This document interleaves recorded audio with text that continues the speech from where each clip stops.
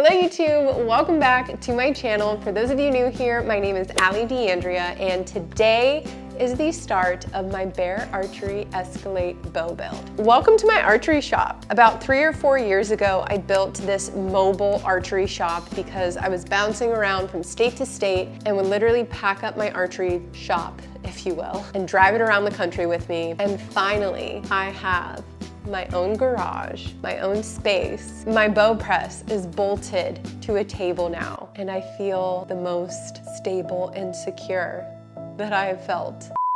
Do any of you remember this notebook from my first bow build years ago? Well, she's back and filled with notes on this beautiful Bear Escalate. This is my first Bear bow. This bow and all of the accessories are from Midway USA. Midway is the sponsor of this video. You can check out midwayusa.com for more info. Now let's jump into these specs. This bow has a 31-inch ATA. ATA stands for axle to axle. And as the name implies, ATA is the measured distance from axle to axle. Now, the longer your axle to axle in general, the more stable and easier your bow is to shoot. I am 5'8". My draw length is somewhere between 28.5 and 29. We'll see. We'll measure it today and see where I'm at. But I have always enjoyed a longer axle to axle bow because I do think I shoot better with a longer ATA. But there are other things to consider when it comes to ATA, like the fact that a longer ATA means a longer bow, which can be harder to fit into small spaces. Like if I'm hunting in a blind with a big axle to axle bow, it's gonna be a lot harder to maneuver. If I'm climbing up a tree and hunting with my saddle, and there are a lot of limbs in the tree, and I'm hunting on public land and I can't cut them, a longer axle to axle bow just has a better chance of getting caught on something. And there's the weight aspect. If I'm hiking a lot, I'm carrying around that bow, and the longer the bow is, the heavier it's going to be. But the longer it is in general, the more stable it is to shoot. So it's a give and take. Everything in archery is a balance. And when you're trying to decide what ATA is right for you, you want to consider all of those things. And more than anything, I'm going to say this a bunch in this video, you need to shoot the bow. You need to shoot a lot of bows to figure out what bow is right for you. That's not what this video is about though, so let's get back on track. The Escalate also has a 6.5-inch brace height. Now the brace height is the distance between the string and the pivot point of the bow. And in general, the longer your brace height, the more forgiving and easier to shoot your bow will be. The draw length is adjustable from 26 inches to 30 inches. We'll go over how to measure your draw length in just a bit. The Escalate has a let-off range from 75% to 90% that changes in 5-inch increments. So you can have this set at 75, 80, 85, or 90. Let-off is simply the amount of draw weight that will be reduced at full draw. So for example, if you're shooting 70 pounds and you have your bow set at 85% let-off, at full draw, you will be holding back about 10.5 pounds. A higher let-off makes it easier for you to hold for longer periods of time, simply because you're holding less weight, but a higher percentage let-off can lead to bad form. This is mostly an issue within the target archery world, but something to acknowledge nonetheless.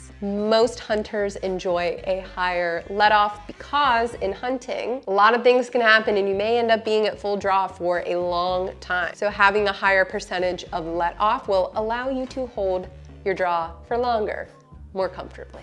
The Escalate that I have has a draw weight that's adjustable from 45 pounds all the way up to 60 pounds. And draw weight, of course, is simply the amount of weight in pounds that you have to pull against to get a bowstring all the way to full draw. The Escalate was rated at 339 feet per second. It's important to note that that rating is IBO, which means it was measured with a 30-inch draw length, 70-pound draw weight, and a 350 grain arrow. So how fast your bow will shoot is heavily dependent on your draw length, draw weight, and arrow weight. Now let me show you all of the accessories that I'm putting on this bow. Starting off strong, we've got the Spot Hogg Tommy Hog. Now this is a 3-pin adjustable sight. Next, we've got this G5 peep sight. For a quiver, I have this Hex Light by Trophy Ridge, this QAD drop away rest. This is the Ultra Rest HDX. And for a stabilizer, I have the Trophy Ridge Hitman. This comes with an 8-inch and a 10-inch stabilizer.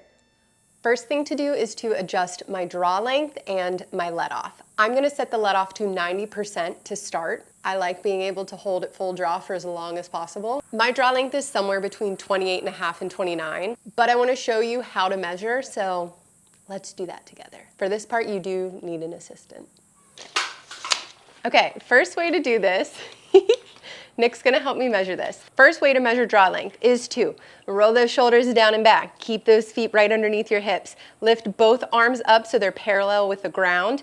You're going to make a fist, take your release hand, bring it towards your chest, and then with a fist with my left arm, I'm going to scooch towards the wall until my fist is touching the wall, and then turn my head towards the wall, and then have someone measure the distance from the wall to the corner of your mouth. Arms up, walk, walk. Oh, I hit the wall. Now I turn. 28.5. 28.5. Yep. Okay, yeah. It's not the 29 I was looking for. Okay, next method. Second method, arms down and back. Arms come up. Now you have to measure from the tip of my middle finger to the tip of my middle finger, and then I divide by 2.5. You're getting inches that you don't have. 70.5. 70.5. I think that's what it was last time. Why am I surprised? 70.5 divided by 2. Oh, no. 70.5 divided by 2.5 equals 28.2. I'll set my draw length at 28.5, and then I can adjust from there. Do you want to measure on camera? Oh, you don't want to measure on camera? Okay, I'm going to measure him off cam. Before I adjust my draw length, I have to adjust the let off on this bow. It's very easy to do. There's one screw to remove. And after referencing the Bear manual, in order to achieve a 90% let off with a 28.5 inch draw length, I need to set this post to the D position. But not only that, with these Bear cams, you have to also be aware of the negative and positive orientation of this post. So you can see a little arrow. For my specific settings, I have to have that arrow pointed towards the negative side. I double check that, tighten the screw back down, and then repeat that same thing on the opposite cam. I chose to go with the 90% let off because I want to be able to hold my bow at full draw for as long as possible. I've been in so many hunting scenarios that require me to hold my bow at full draw for an extended period of time, and the more comfortable I can make myself in that type of scenario, the better. But let off is really personal preference, and it's important to note that some states do have regulations on the amount of let off that you can have on your bow. So make sure to check the states that you'll be hunting to make sure that you're following the rules.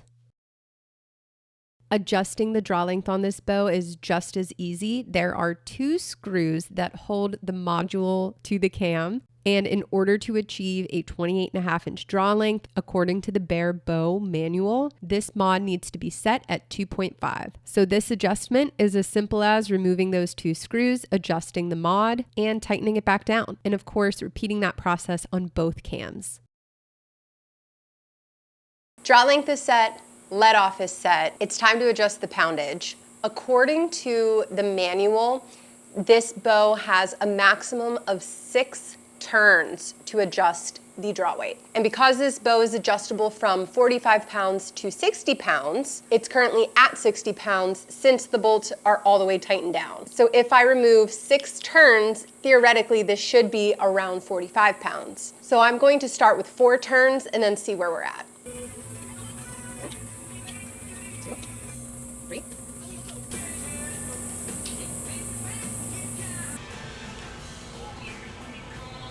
I ended up doing 5 turns on both sides, so now I'm going to get it on the draw board and measure the weight. We're gonna see exactly what we're at. Because I don't have a D-loop tied on yet, I'm using just some D-loop material, and I made this little makeshift little knot so that I can use the draw board. Let's do it. Oh, safety first. Protect those eyeballs.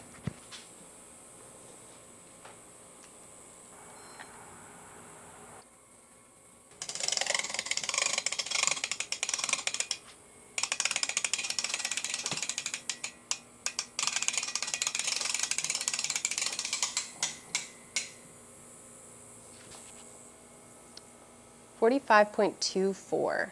All right, 45.24. That's what we're at right now. We're at full draw. Now while I'm here, I'm actually going to check the cam timing to make sure that both of my draw stops are hitting the cables at the exact same time. So we're gonna start up top.